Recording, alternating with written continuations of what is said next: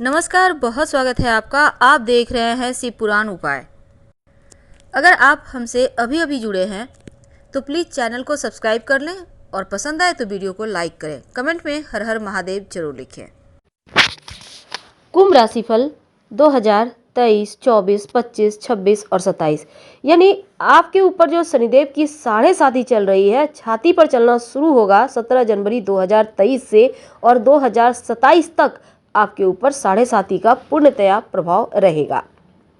तो अगर हम ज्योतिष की माने तो शनिदेव की जो 7.5 होती है बहुत ही भयानक और थोड़ा बुरा भी होता है, लेकिन कुछ मामलों में बहुत अच्छा भी होता है।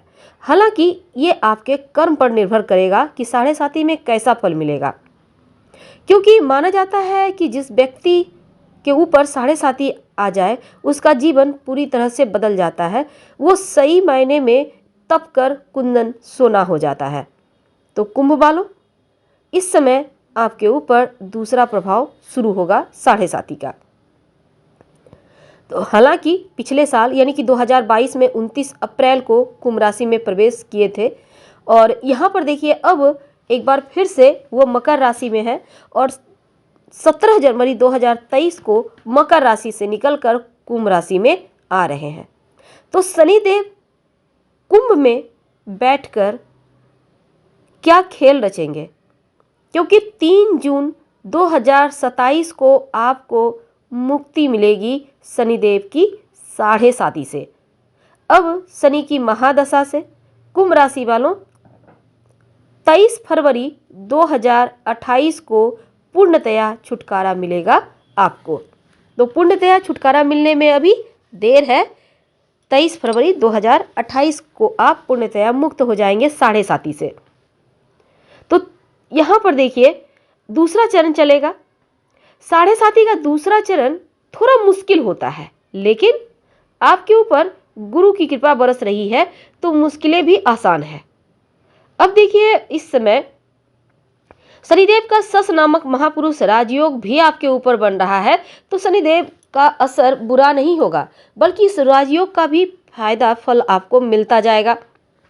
तो आपके लग्न में बैठे हैं तो जिस स्थान पर बैठते हैं उस स्थान को रोशन कर देते हैं, लेकिन जहां दृष्टि डालते हैं उस जगह को गड़बड़ कर देते हैं, या कह सकते हैं कि उनकी दृष्टि में विष होता है। लेकिन लग्न में बैठकर यहां पर आपके लिए उत्तम वक्त चलेगा, क्योंकि इस समय मानसिक, शारीरिक, आर्थिक कष्ट थोड़े रहेंगे।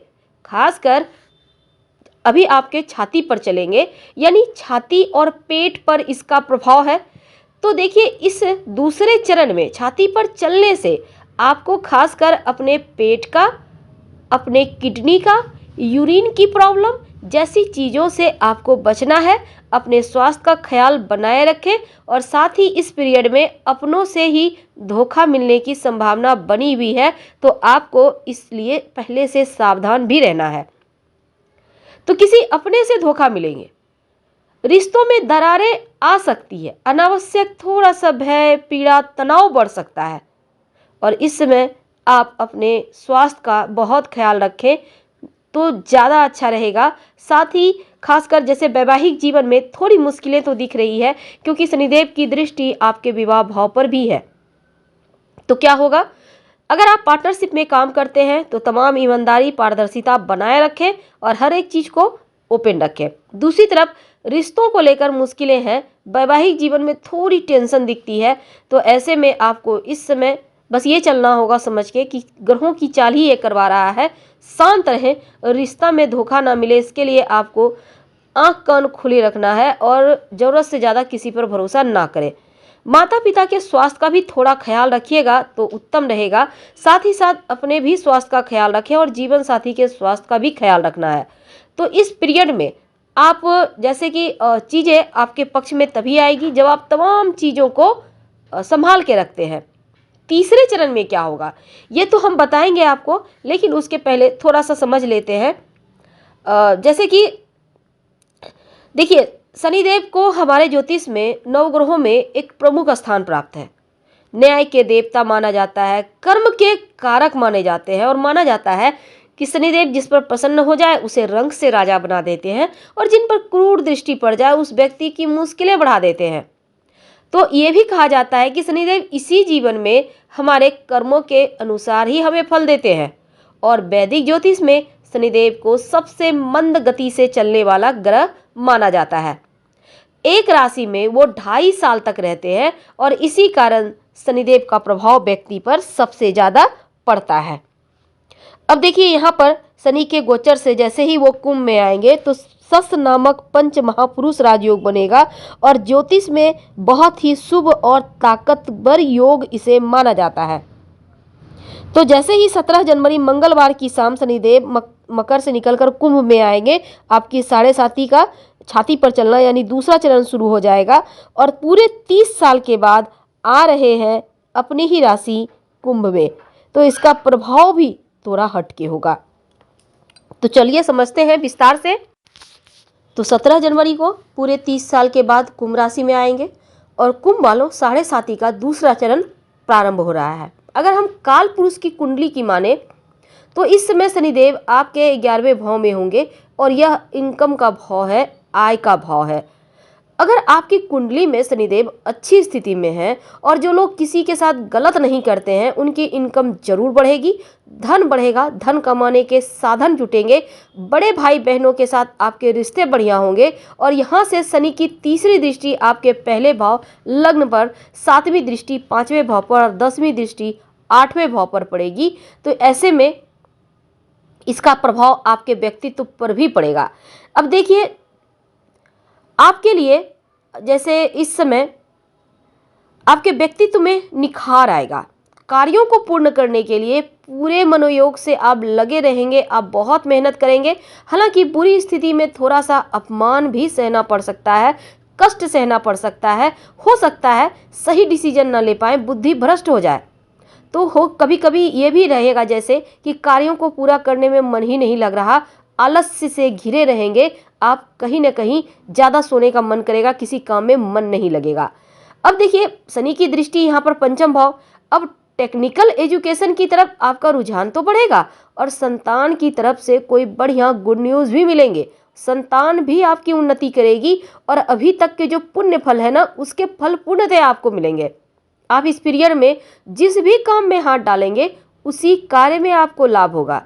और शनिदेव की अगर बुरी स्थिति कुंडली में है तो पढ़ाई में थोड़ी बाधाएं आएंगी, संतान के स्वास्थ्य में मुश्किलें आएगी और आपको भी स्वास्थ्य की मुश्किलें परेशान कर सकती है।